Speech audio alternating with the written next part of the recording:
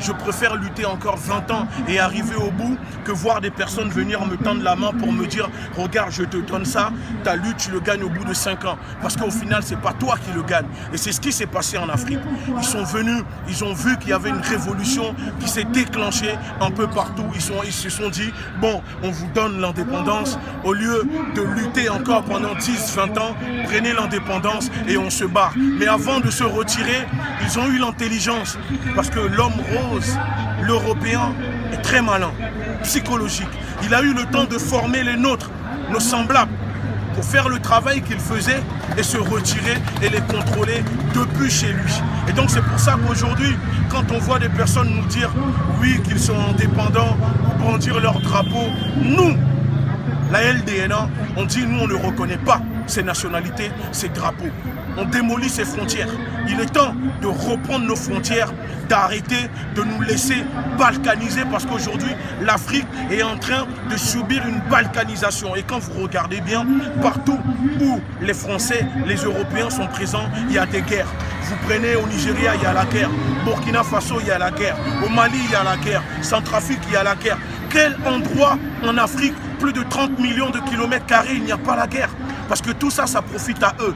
Quand on dit qu'un continent est balkanisé par la guerre, cela veut dire qu'il n'y a pas de tourisme.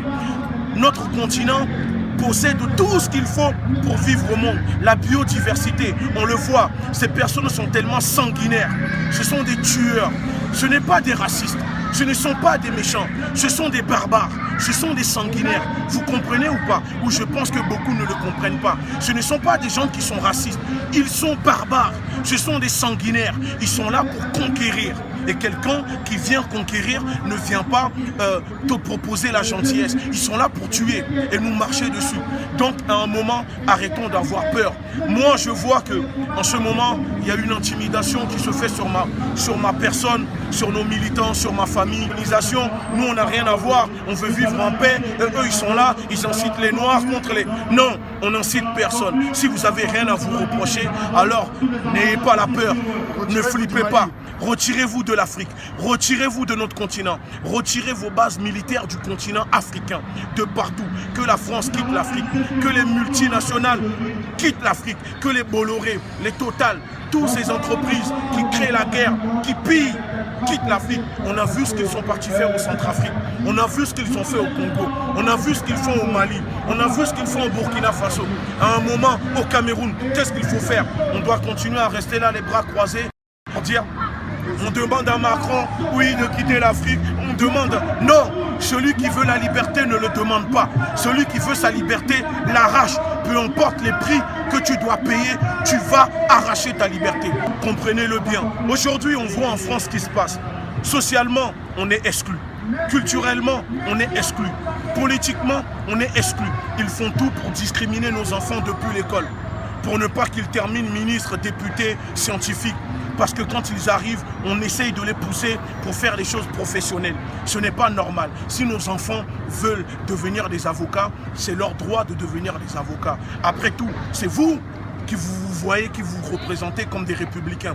La République est censée ne pas reconnaître la race ni la couleur, mais pourtant la République, elle discrimine les gens. Et donc votre marginalise les gens, isole les gens. Et donc pour un pays, soi-disant pays de droits de l'homme, on sait très bien c'est juste un label pour aller violer, pour aller piller, pour arriver avec vos costumes, cravates, pour impressionner nos semblables. Et c'est pour ça que quand on leur dit sale africain, sale noir, qu'est-ce qu'ils font?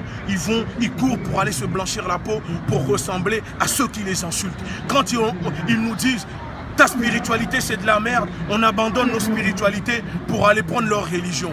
Quand ils disent ta culture c'est de la merde, on abandonne. Et c'est comme ça qu'ils ont pris le dessus sur nous. À chaque fois qu'ils nous disent que ça, ce n'est pas bien, on les abandonne pour prendre ce qu'eux nous donnent.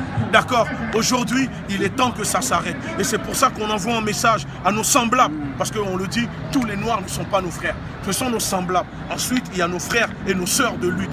On envoie un message en soutien à nos semblables dans les Antilles, dans les Caraïbes, en Guadeloupe, en Martinique, en Guyane, Haïti. Parce que c'est grâce à Haïti aujourd'hui que nous sommes libres. C'est grâce à Boukman, c'est grâce à Dessalines, c'est grâce à Toussaint Louverture. Et ne l'oublions pas, on a tendance à oublier ceux qui se sont soulevés, ceux qui ont tabassé ceux qui ont coupé des têtes, ceux qui ont chicoté, comme on dit chez nous au pays, sont prêts à prendre la relève. Et moi, j'assume, je me sacrifie parce que, quoi qu'il arrive, qu'on soit libre ou enfermé, on est en prison. Ici, c'est une prison. Là-bas, c'est une prison.